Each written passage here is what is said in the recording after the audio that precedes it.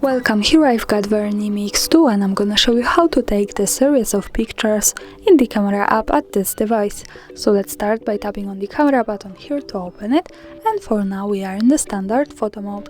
Now let's move to the right corner to this button. When we pick it, we get access to more options about the camera we can manage.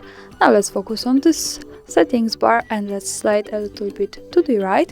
Here we can pick the capture button and we can decide how many pictures we want to have at the same time.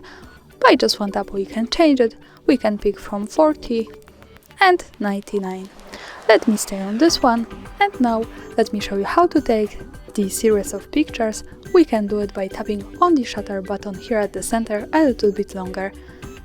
And as you can see here we have the countdown.